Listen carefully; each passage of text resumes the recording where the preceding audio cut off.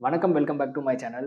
Prelims guidance அதாவது 2026 ப்ரிலிம்ஸ்க்கு என்னென்னலாம் பண்ணணும், என்னென்னலாம் பண்ணக்கூடாது அப்படிங்கிற மாரி ஒரு பிளேலிஸ்ட் கிரியேட் பண்ணி இது 3rd வீடியோ. ஸோ ஃபர்ஸ்ட் வந்து பார்த்தீங்கன்னா, புக் லிஸ்ட் பத்தி பேசியிருந்தேன். Second importance of previous year questions பத்தி பேசியிருந்தேன். இந்த 3rd வீடியோல நம்ம என்ன பத்தி பேச போறோம் அப்படின்னு பார்த்தீங்கன்னா, கைடன்ஸ் இம்பார்ட்டன்ட். கைடன்ஸோட இம்பார்ட்டன்ஸ் லைக் அது எந்த அளவுக்கு வந்து யூஸ்ஃபுல்லா இருக்கும். அதோட ரோல் என்ன அப்படிங்கிறத பத்தி நம்ம டிஸ்கஸ் பண்ண போறோம். Before entering into that previous year questions உங்களுக்கு வேணும் அப்படின்னா டெலிகிராம் சேனலோட லிங்க் டிஸ்கிரிப்ஷன் பாக்ஸில் இருக்குது. ஸோ அங்கே போயிட்டு லாஸ்ட் 10 இயர் கொஸ்டின்ஸ் வந்து பார்த்தீங்கன்னா இருக்குது, both சிசெட் and general studies 1. So அதை நீங்கள் போயிட்டு ஃப்ரீயாகவே டவுன்லோட் பண்ணிக்கலாம். ஸோ உங்களுக்கு யூஸ்ஃபுல்லாக இருக்கும். ஓகேங்களா? So guidance, I am telling guidance, I am not telling you have to join the coaching institutions. Without coaching institution you can clear this examination. அந்த மாதிரிலாம் வந்து சொல்லவே கிடையாது. I'm telling guidance. I'm again and again insisting guidance. Without guidance, you can't crack this examination. நான் ஸ்டார்டிங்லேயே வந்து சொல்லிடுறேன். ஏன்னா அந்த அளவுக்கு கைடன்ஸ் வந்து ரொம்ப ரொம்ப இம்பார்ட்டன்ட். அது நீங்கள் சீனியராகவே இருந்தாலும் சரி, இல்லை இப்போ தான் ஸ்டார்ட் பண்ணுறவங்களா இருந்தாலும் சரி, எல்லாருக்குமே வந்து பார்த்தீங்கன்னா கைடன்ஸ் கண்டிப்பாக தேவை. ஸோ யூ நேம் இட், யாரை வேணால் வந்து சொல்லுங்கள். ஸோ கிளியர் பண்ணவங்க யாரை வேணால் வந்து சொல்லுங்கள். இதுக்கு முன்னாடி கிளியர் பண்ணவங்களா இருக்கட்டும், இதுக்கப்புறம் கிளியர் பண்ண போகிறவங்களா இருக்கட்டும், உங்களோட ஃப்ரெண்ட்ஸ் சர்க்கிளில் இருக்கட்டும். ஸோ யாரை வேணால் நீங்கள் எடுத்து வச்சு பாருங்கள். ஸோ அவங்களுக்கு ஒரு ப்ராப்பரான கைடன்ஸ் இருக்கும். கைடன்ஸ் இன் தி சென்ஸ் வந்து பார்த்தீங்கன்னா, எதுவாக வேணும்னாலும் இருக்கலாம். ஃபஸ்ட்டு விஷயம், நீங்கள் ஏதாவது ஒரு இன்ஸ்டிடியூஷனில் போய் ஜாயின் பண்ணியிருப்பீங்க, ஒரு டெஸ்ட் சீரீஸில் போய் ஜாயின் பண்ணியிருப்பீங்க. அந்த இன்ஸ்டிடியூஷன் உங்களுக்கு வந்து கைட் பண்ணிகிட்ருக்கும். 2வது, உங்களோட சீனியர் யாராவது வந்து இருப்பாங்க. ஸோ லைக் வந்து அவங்களும் வந்து பார்த்தீங்கன்னா, உங்களுக்கு கைடன்ஸ் வந்து கொடுத்துட்ருப்பாங்க. அதுவாக கூட இருக்கலாம். அதர்வைஸ் வந்து பார்த்தீங்கன்னா, உங்கள் ஃப்ரெண்ட்ஸ் சர்க்கிள்லேயே வந்து பார்த்தீங்கன்னா, ஒரு கேங்கா ஃபார்ம் பண்ணிக்கிட்டு, ஸோ அவங்களுக்குள்ளேயே வந்து இன்ஃபர்மேஷன் வந்து ஷேர் பண்ணிக்கிட்டு, அக்கௌண்டபிலிட்டி அவங்களே மெயின்டைன் பண்ணிக்கிட்டு, ஸோ அந்த மாரி வந்து படிச்சுட்ருப்பாங்க. ஸோ அதுவும் ஒரு வகையான வந்து பார்த்தீங்கன்னா, கைடன்ஸ் தான். ஸோ இந்த மாரி அது என்ன ஃபார்மேட்டில் வந்து இருந்தாலும் ஓகே. பட் ஏதாவது ஒரு கைடன்ஸ் வந்து இருக்கணும் அப்படிங்கிறது தான் மை சஜஷன். லைக் இது வந்து பார்த்தீங்கன்னா, கோச்சிங் இன்ஸ்டிடியூஷன் தான் போய் கிடைக்குது எனக்கு அப்படின்னா எடுத்துக்கோங்க. ஒண்ணுமே தப்பு இல்ல. ஸோ என்னால கோச்சிங் இன்ஸ்டிடியூஷன் போயிட்டு அஃபோர்ட் பண்ண முடியும். ஸோ ஒரு டெஸ்ட் சீரிஸ் என்னால வந்து ஜாயின் பண்ண முடியும். ஃப்ரீயா லைக் வந்து பே பண்ணி மென்டார்ஷிப் வந்து பார்த்தீங்கன்னா, என்னால வந்து எடுத்துக்க முடியும் அப்படிங்கிற மாரி சிச்சுவேஷன்ல இருந்தா you can take it. Otherwise வந்து பார்த்தீங்கன்னா, எனக்கு அந்த மாரிலாம் இல்ல. பட் என்னோட ஃப்ரெண்டோ, என்னோட சீனியரோ என்ன வந்து நல்லா ட்ரெயின் பண்றாங்க. இல்ல அவங்க கிளியர் பண்ணியிருக்காங்க. என்ன நல்லா ட்ரெயின் பண்றாங்க. ஸோ எனக்கு அது போதுமான்னு கேட்டீங்கன்னா, எஸ் ஆஃப் கோர்ஸ் போதும். ஸோ இந்த கைடன்ஸ் அப்படிங்கிறது என்ன ஃபார்மேட்ல இருந்தாலும் சரி, கைடன்ஸ் வந்து எடுத்துக்கோங்க. ஸோ இதில லைக் டெஸ்ட் சீரிஸ் ஜாயின் பண்ணுறதும் அடங்கும். இன்னைக்கு பட் வந்து பார்த்தீங்கன்னா, டெஸ்ட் சீரிஸ் வந்து நெறைய வந்துருக்குது. ஸோ அது you can download the questions very easily. So எல்லாமே வந்து பார்த்தீங்கன்னா, ஆன்லைன் அவைலபிளா இருக்குது. ஸோ நீங்க அத எடுத்துக்கலாம். பட் அக்கவுண்டபிலிட்டிக்காக நம்ம கரெக்ட்டா தான் பண்றோமா? நம்ம கரெக்ட்டா தான் அந்த சப்ஜெக்ட்ட ரீட் பண்றோமா? எக்ஸாம் எக்ஸாம் ரிலவென்ட்டா படிக்கிறோமா? ஸோ லைக் ப்ரிலிம்ஸ் எக்ஸாம்னா, ப்ரிலிம்ஸ் எக்ஸாம்க்கு என்ன கோர்? ஸோ அத ரிலவென்ட்டா வச்சு படிக்கிறோமா? இல்ல எங்கேயாவது டீவியேட் ஆகுறோமா? இது எல்லாமே செக் பண்றதுக்கு ஒரு மெக்கானிசம் வந்து தேவை. ப்ராப்பரான வந்து ஒரு பிளான் வந்து தேவை. எந்த சப்ஜெக்ட்ல என்ன பண்ண போறோம்? இதுலேருந்து கொஸ்டின்ஸ் எப்படி கேட்குறாங்க? ஸோ நம்ம என்ன படிச்சிருந்தா இந்த கொஸ்டின்ஸ வந்து அட்டெண்ட் பண்ண முடியும்? நம்ம ப்ரிப்பரேஷன் வந்து எப்படி இருக்கணும்?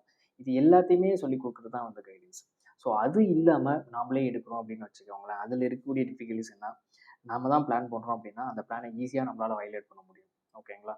இப்போ வந்து பார்த்தீங்கன்னா, இந்த ஃபர்ஸ்ட் 15 டேஸ்க்கு வந்து நான் இந்த சப்ஜெக்ட்ட வந்து படிக்கிறேன், முடிக்கிறேன் அப்படின்னு சொல்லிட்டு எடுக்கும்போது, அந்த அளவுக்கு மைண்ட் வில் இருக்குது. நான் எங்கேயுமே டீவியேட் ஆவாம நான் நினைச்சத நான் முடிப்பேன் அப்படிங்கிற ஸ்டூடெண்ட்ட பத்தி நான் பேசவே கிடையாது. ஸோ அவங்க செல்ஃபாவே வந்து பார்த்தீங்கன்னா படிச்சிருக்குவாங்க. தென் ஒரு ஒரு 3, 4 வருஷம் அட்டெம்ப்ட் குடுக்குறாங்க அப்படின்னா, இல்ல ஒரு பிலிம்ஸ் கிளியர் பண்ணிட்டு மறுபடியும் வந்து மெயின்ஸ் வராம மறுபடியும் பிலிம்ஸ்க்கு வந்து உட்கார்றாங்க. ஸோ அப்படிங்கும்போது அவங்க கிளியரா இருக்கிறாங்க அவங்களோட பிளான்ல. நான் என்ன பண்ண போறேன்னு தெரியும் அப்படிங்கிறது இருக்குது அப்படின்னா, ஸோ அது பிரச்சனையே கிடையாது. பட் அத தாண்டி இருக்கக்கூடிய ஆஸ்பெக்ட் இருக்காங்கல்ல. இங்க ஒவ்வொருத்தருமே வந்து டிஃப்ரெண்ட். இப்ப நான் வந்து ஒரு பிளான எடுத்து வச்சுக்கிட்டு நான் ப்ராப்பரா எக்ஸிக்யூட் பண்றேன். என்னோட மிஸ்டேக் எங்கன்னு எனக்கு தெரியும். நான் எங்க டீவியேட் ஆவேன்னு எனக்கு தெரியும். அப்படின்னு நான் அந்த ஸ்டேட்ல நான் இருக்கேன் அப்படின்னா, என்னால கரெக்ட்டா வந்து போ முடியும். நான் எங்கேயுமே டீவியேட் ஆகாம கரெக்ட்டா நான் பண்ணி முடிக்க முடியும். எக்ஸாம்க்கு தேவையான விஷயம். ஸோ இப்ப இதுல நான் வீக்கா இருக்கேன். நான் என்னோட மிஸ்டேக் என்னன்னே எனக்கு தெரியாது. லைக் எனக்கு வந்து ஒரு கைடன்ஸ் வந்து வேணும். நான் டீவியேட் ஆயிருவேன். எனக்கு கன்சிஸ்டன்ட்டா வந்து படிக்க முடியாது. நெறைய இன்கன்சிஸ்டன்சி இருக்கு. 4 நாள் படிப்பேன். அடுத்த நாள் என்னால வந்து படிக்க முடியாது. இந்த மாரி ஒரு ப்ராப்ளம்லாம் இருக்குன்னா, பெட்டர் நீங்க ஏதாவது ஒரு கைடன்ஸ் எடுத்துக்கிறதுங்கிறது ரொம்ப நல்ல விஷயம். பிகாஸ் வந்து பார்த்தீங்கன்னா, நம்மளே வந்து முடிச்சிடலாம் அப்படின்னு சொல்லிட்டு போவோம். 4 நாள், 5 நாள் ஒழுங்கா படிப்போம். இல்ல 1 சப்ஜெக்ட், 2 சப்ஜெக்ட் படிப்போம். எங்கேயாவது ஒரு சின்ன வந்து பார்த்தீங்கன்னா, ப்ராப்ளம் வரும்போது, இல்ல நம்மளுக்கே செல்ஃப் டவுட் வரும். நம்ம கிளியர் பண்ணிருவோமா அப்படின்லாம் வந்து தோணும். இப்படியெல்லாம் வரும்போது என்ன பண்ணுவோம், ஆட்டோமேட்டிக்கா வந்து பார்த்தீங்கன்னா, நம்ம பிளான்லேருந்து அப்படியே டீவியேட் ஆகும். இது நம்மளுக்கே தெரியாது. பிகாஸ் நம்மளுக்கு ஒரு ஒரு நாளும் புது புது ஐடியாஸ் வந்து வரும். அப்படி வரும்போது வந்து பார்த்தீங்கன்னா, ப்ராப்பரா ஒரு பிளான்ல கன்சிஸ்டன்ட்டா போவே மாட்டோம். டக்குன்னு பிளானை மாற்றிட்டே இருப்போம். டக்குன்னு சிசெட்டில் வந்து பயம் வரும். சிசெட்டை வந்து எடுத்து வச்சு ப்ரிப்பேர் பண்ணிட்டு இருப்போம். பட் அதுக்கு ஒரு ப்ராப்பரான ஒரு பிளானே இருக்காது. என்ன பண்ண போகிறோம், எப்படி ஸ்டார்ட் பண்ண போகிறோம், எப்படி இந்த ப்ராசஸை கொண்டு போகிறோம், அது எதுவுமே வந்து தெரியாது. ஸோ இப்படியெல்லாம் இருக்கும்போது நம்மளோட எஃபர்ட் வந்து போகிற மாதிரி இருக்கும். பட் கரெக்டான இடத்துல கரெக்டான டைமில் நம்ம கொடுக்குறோமா அப்படின்னு பார்த்தீங்கன்னா அது ஒரு கொஸ்டின் மார்க்காக இருக்கும். இது எல்லாமே அவாய்ட் பண்ணுறதுக்கு தான் நம்ம ஒரு ப்ராப்பரான ஒரு எக்ஸ்டர்னல் ஒரு பர்சனோ எக்ஸ்டர்னல் ஒரு கைடன்ஸை எடுத்து வச்சுக்கிட்டு ஸோ நம்ம இதுதான் பண்ண போகிறோம், இதுதான் பிளான், இதை கன்சிஸ்டண்ட்டாக கடைசி வரைக்கும் வந்து கொண்டு போகணும் அப்படிங்கிறதுக்காக தான் வந்து நம்ம இதை எடுக்கணும். And also accountability. ஸோ நம்ம ஒரு விஷயம் பண்ணலைன்னா நம்மள ஒரு கொஸ்டின் கேட்பாங்க. ஸோ அவங்களுக்கு நம்ம ரெஸ்பான்சிபிளாக இருக்கணும், அக்கௌண்டபிளாக இருக்கணும் அப்படிங்கிறதுக்காக நம்ம அந்த ஒர்க்கை வந்து பண்ணுவோம். இன்கேஸ் ஒரு சில விஷயங்கள்லாம் இருக்குது. ஸோ ஒரு இடத்துல வந்து அமௌண்ட் கொடுத்து பே பண்ணதுக்கப்புறம் தான் அவங்க அந்த அமௌண்ட்டுக்காகவே வந்து படிப்பாங்க. நமக்கு ஒரு ஃபீஸ் கட்டி ஒரு கோர்ஸை வந்து என்ரோல் பண்ணியிருக்கிறோம். அந்த கோர்ஸை யூட்டிலைஸ் பண்ணுறதுக்காகவே ஒரு சிலர் தான் படிப்பாங்க. பிகாஸ் ஒரு சில இடத்துல அந்த ஃப்ரீயாக கோர்ஸ் கிடைக்கும்போது அவங்களுக்கு அந்த சீரியஸ்னஸ் வந்து வராது. இந்த மாதிரி ஒரு சில கேண்டிடேட்டும் இருக்காங்க. So try to analysis your self, take guidance from seniors R what ever it is. உங்களுக்கு எந்த இருக்கோ அதில் வந்து பார்த்தீங்கன்னா அதுலேருந்து எடுத்துக்கோங்க. ப்ராப்பராக ஒரு பிளான் போடுங்க, ப்ராப்பராக ஒரு கைடன்ஸை வந்து வச்சுக்கோங்க. ஸோ அதுதான் வந்து வெரி வெரி இம்பார்ட்டண்ட். ஸோ அந்த கைடன்ஸ் இல்லாமல் நிறைய சீனியர் ஆஸ்பிரண்ட்டுக்கே வந்து பார்த்தீங்கன்னா ஒரு 5 days 6 days வந்து போகும்போது, ஏன்னா சீனியர் ஆஸ்பிரண்ட் நிறைய வந்து ஐடியாஸ் வந்து ஜென்ரேட் ஆகும். ஸோ அவங்களுக்கு வந்து பார்த்தீங்கன்னா இப்படி பண்ணலாம் இதனால தான் மிஸ்டேக் ஆச்சு அப்படின்ற மாதிரி நிறைய வந்து தோணும். அப்படி இருக்கும்போது ஸோ ஒன்று புதுசாக பண்ணிகிட்டே இருக்கிற மாதிரி இருக்கும். பட் கோர் ஏரியாவை வந்து விட்டுருவாங்க. அண்ட் இன்னொரு விஷயம் மிஸ்டேக் அனாலிசிஸ் பண்ணுறது. ஸோ இப்போ வந்து பார்த்தீங்கன்னா இப்போ நானே இருக்கேன் அப்படின்னா நான் பண்ணுற மிஸ்டேக் வந்து பார்த்தீங்கன்னா ப்ரிப்பரேஷன் நான் பண்ணுற மிஸ்டேக் எனக்கு தெரியாமல் இருக்கலாம். அது என்ன ஒருத்தர் யாராவது கைட் பண்ணுறாங்க அப்படின்னா அவங்களுக்கு கிளியராக தெரியும் என்னோட ஸ்ட்ரென்த் என்ன, என்னோட வீக்னஸ் என்ன, நான் எங்கே வந்து மிஸ்டேக்ஸ் பண்ணிட்டு மார்க்கை வந்து லூஸ் பண்ணுறேன். இந்த மாதிரி நிறைய விஷயங்கள் என்னை விட எனக்கு தெரிஞ்சாலுமே இன்கேஸ் ஐம் சீனியர் ஹஸ்பண்டுங்கும் போது என்னை விட எனக்கு தெரிஞ்சாலுமே என்னை கைட் பண்ணக்கூடிய ஒருத்தர் வந்து பார்த்தீங்கன்னா பெட்டராக பண்ண முடியும். இதுதான் இதில் இருக்கக்கூடிய அட்வான்டேஜ். நம்மளுக்கும் நிறைய விஷயங்கள் தெரியும். பட் நம்ம பண்ணுற மிஸ்டேக் நம்மளுக்கு வந்து தெரியாது. ஸோ அதனால தான் வந்து கைடன்ஸ் ரொம்ப இம்பார்ட்டன்ட் அப்படிங்கிறத பற்றி பேசுறது. அண்ட் ஆல்சோ எங்கே ரிவிஷன் பண்ணணும், நம்மளுக்கு ரிவிஷன் வேணுமா வேணாமா இந்த டைமில், இது எல்லாமே வந்து பார்த்தீங்கன்னா நம்ம எக்ஸ்டர்னலாக ஒருத்தரை வந்து எடுத்து வச்சுக்கும் போது ப்ராப்பராக நம்மளை கைட் பண்ணுவாங்க.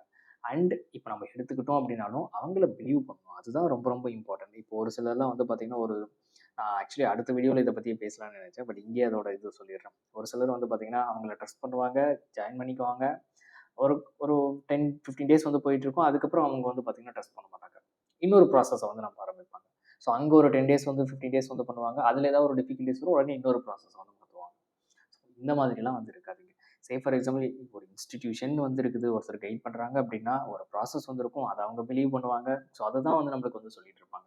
ஸோ உங்களுக்கு அது செட் ஆகுதா இல்லையாங்கிறது தான் இங்கே மேட்ரு. ஸோ உங்களுக்கு செட் ஆகலை அப்படின்னா அந்த ப்ராசஸை வந்து மாற்றிக்கோங்க. ஸோ அது கண்டினியூஸாக நீங்கள் ஒன்று ஒன்றா மாற்றிட்டே இருக்கீங்க. என்ன ரீசனுக்காக மாற்றுறீங்க அப்படிங்கிறது தான் இங்கே மேட்ரு. டிஃபிகல்ட்டாக இருக்குது, டஃப்பாக இருக்குன்னு மாற்றுறீங்கன்னா எல்லா ப்ராசஸுமே டிஃபிகல்ட்டாக தான் இருக்கும். நீங்கள் உட்காந்து படித்தா மட்டும்தான் வந்து பார்த்தீங்கன்னா அது நகரும், டாபிக் வந்து நகரும். அதர்வைஸ் நகராது. அண்ட் ப்ராசஸை வந்து ஈச் அண்ட் எவ்ரி ப்ராசஸ் வந்து பார்த்தீங்கன்னா எல்லாருக்குமே வந்து பார்த்தீங்கன்னா செட் ஆகணும்னு அவசியமே இல்லை. ஒரு இன்ஸ்டியூஷனில் டெஸ்ட் சீரிஸ் ஒரு மாதிரி வந்து கொண்டு போவாங்க. தெளிவாக முன்னாடியே வந்து பாருங்கள் நம்மளுக்கு இந்த டெஸ்ட் சீரிஸ் வந்து செட் ஆகுமா இல்லையா. ஆல்ரெடி இருக்கிறவங்க கிட்ட வந்து சஜஷன் வந்து கேளுங்க. இந்த டெஸ்ட் சீரிஸ் வந்து எப்படி போகும், இதில் டிஃபிகல்ட்டிஸ் என்ன இருக்குது, என்ன மாதிரி டிஃபிகல்ட்டிஸ் எல்லாம் நீங்கள் ஃபேஸ் பண்ணிட்டு இருக்கீங்க, அண்ட் அதை வந்து நீங்கள் வந்து அப்ளை பண்ணணும். நம்ம என்ன மாதிரி ஒரு கேண்டிடேட், என்ன டைப்பாக இருக்கக்கூடிய ஒரு கேண்டிடேட், நம்மளுக்கு இது செட் ஆகுமா இல்லையா, நம்மளால இவ்வளோ ஸ்பீடாக இதை படிச்சுட்டு போக முடியுமா இல்லை, நம்ம எதில் வீக்காக இருக்கோம், நம்ம எங்கே ஸ்ட்ராங்காக இருக்கோம், இதெல்லாம் அனாலிசிஸ் பண்ணிவிட்டு அதுக்கேற்ற மாதிரி அந்த ப்ரிப்பரேஷனை வச்சுக்கிட்டீங்க. ஸோ அதுக்கேற்ற மாதிரி உங்களுக்கான கைடன்ஸை வந்து எடுத்துக்கிட்டீங்க அப்படின்னா ப்ராப்பராக போகும். அண்ட் அதில் எந்த ஒரு லேகுமே இல்லாமல் வந்து போகும். ஸோ ஸ்டார்ட் பண்ணுறதுக்கு முன்னாடி எங்கேயாவது ஒரு இடத்துல ப்ராப்பரான ஒரு கைடன்ஸ் எடுத்துக்கோங்க. கைடன்ஸ் எடுக்கிறது அவங்க சொல்கிறத ப்ராப்பராக இம்ப்ளிமெண்ட் பண்ணுங்கள். அதுதான் ரொம்ப ரொம்ப இம்பார்ட்டன்ட். நிறைய நிறைய ஸ்டூடெண்ட்ஸ் வந்து சொல்லுவாங்க கைடன்ஸ் கிடைக்கலன்னு சொல்லிட்டு. இன்றைக்கி அதோட இதுக்கு வந்து கொஞ்சம் குறைஞ்சிருக்குது. கைடன்ஸ் வந்து ஈஸியாக கிடைச்சிருக்குது. பட் அதை இம்ப்ளிமெண்ட் பண்ணுறது தான் வந்து ப்ராப்ளமாக இருக்குது. ஸோ நல்லா உங்களை அனாலிசிஸ் பண்ணுங்கள்.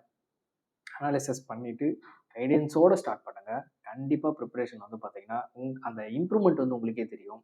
கிளியர் பண்ணுறதுக்கான சான்சஸ் ரொம்ப ரொம்ப அதிகமாக இருக்குது. அது ப்ரிலிம்ஸாக இருந்தாலும் சரி, மெயின்ஸாக இருந்தாலும் சரி, இன்டர்வியூ இருந்தாலும் சரி. I am again telling, without guidance you can't crack this examinations. Thank you so much for வாட்சிங்.